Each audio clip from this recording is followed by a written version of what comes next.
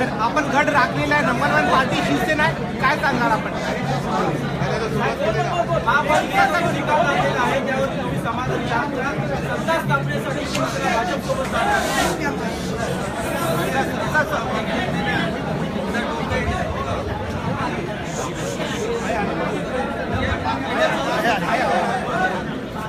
आपण गड राखलेला आहात.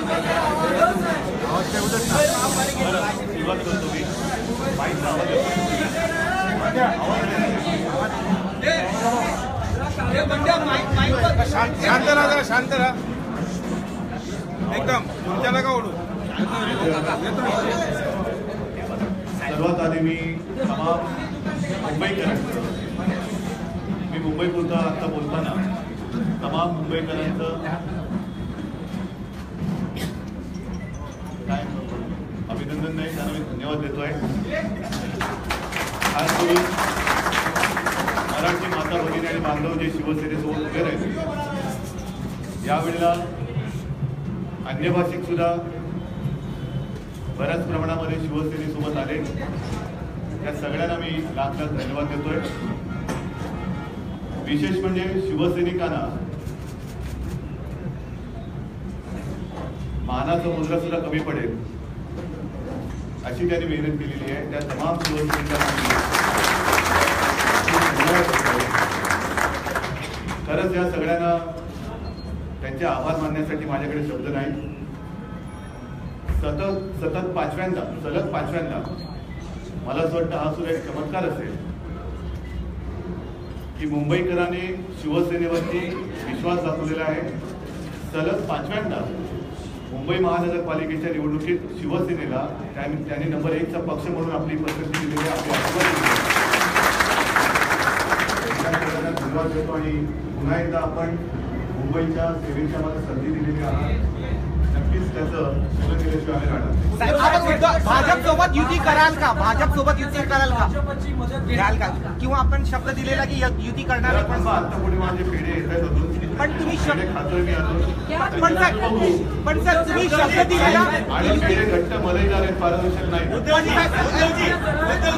प्रश्न असा आहे की टाळी देणार का मैत्रीचा हात पुन्हा पुढे करणार? थांबा ना जरा, काही काय. पण उद्धव साहेब तुम्ही शब्द दिलेला की इथून पुढे युती करणार नाही. आता वेळ अशी आली की भाजप किंवा अन्य जे छोटे पक्ष आहेत, बरोबर भाजप आहे की नाही? पण तुम्ही हा प्रश्न मला का विचारता परत? म्हणजे नाहीच समजावं. एक मिनिट थांबा ना. पण जर मी त्यावेळेला माझी नवीन वाटचाल करतोय म्हणून जाहीर केलं असेल तर पुन्हा हा प्रश्न तुम्ही का विचारता? महापालिकेत आता ज्या वेळेला नवीन महापौराची निवडणूक साहेब या व्यतिरिक्त अरे अजून भाषण संपली नाही. साहेब या व्यतिरिक्त भाजपने उद्धव साहेब भाजपने क्लेम केलेला आहे. अजून मी कशाचाही विचार केलेला नाही. आता शिवसेना हा नंबर 1चा पक्ष मुंबई महापालिकेमध्ये नव्याने ज्या निवडणुका झाल्या त्याच्यात त्यांनी आपलं अस्तित्व दाखवलेलं आहे. आणि म्हणून आजच्या पुरतं मी तमाम मुंबईकरांना आणि शिवसैनिकांना ह्या माझ्या विजयाचं श्रेय देत आहे. हा जो विश्वास ते गेले सलग 20 वर्ष दाखवले, त्याला 25 वर्ष पूर्ण होती. मला नाही वाटत देशात असा कोणताही पक्ष असेल की ज्याला एखाद्या शहरातल्या नागरिकाने पुन्हा आशीर्वाद देऊन विशेष म्हणजे हे शिवसैनिकांच्या एकट्याच्या मेहनतीचं फळ आहे. त्याच्यामध्ये कोणत्याही हवेची आम्हाला साथ लाभली नाही. किंबहुना पलीकडे सत्ता, साधन, संपत्ती आणि जी काय चित्रविचित्र समीकरण त्यांना करता येणं शक्य होतं त्याच्यावरती मात करून नंबर 1 हा शिवसेनेने पटवला. साहेब भाजपने सांगितलेलं आहे की त्यांच्याकडे नंबर्स आहेत, काही अपक्ष त्यांच्या सोबत आहेत, मेयर त्यांचा होणार आहे. ऑपोजिशन मध्ये बसायला तयार आहात त्यांनी क्लेम केलेला आहे की मेयर त्यांचा होणार आहे. मी माझ्या पक्षाबद्दल बोलेल, त्यांच्या पक्षाचा पण तुमच्याकडे नंबर्स आहेत.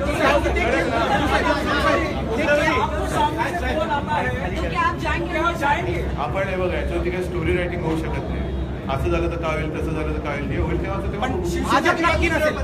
तुम्हाला अभिनंदनाचा मुख्यमंत्र्यांचा फोन आलेला का तेव्हा तुम्ही केलेला का? अजिबात नाही, फोन मी काय आलेलं नाही.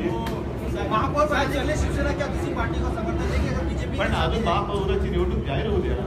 आता पहिले जरा पेढे वगैरे खा, तुम्ही पण खा, तुम्ही महापालिका निवडणुकीमध्ये शिवसेनेचे 10 अधिक उमेदवार शॉर्ट मार्जिनने पडलेले आहेत.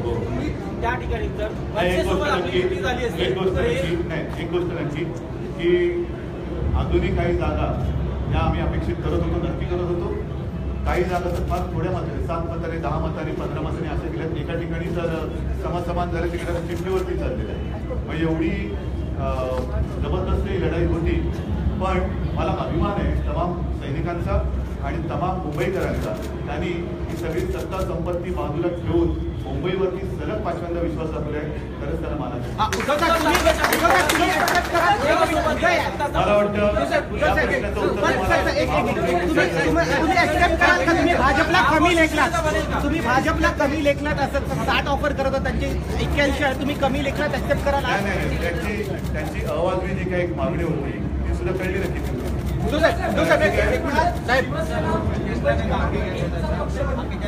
पाचव्यांदा शिवसेना मुंबईत क्रमांक 1चा पक्ष बनलेली आहे.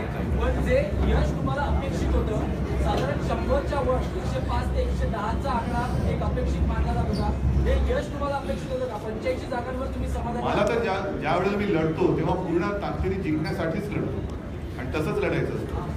त्यावेळेला मनामध्ये आकड्यांचा खेळ चालत नाही. जिंकायचं म्हणजे जिंकायचं. नेमकं कुठे कमी पडला?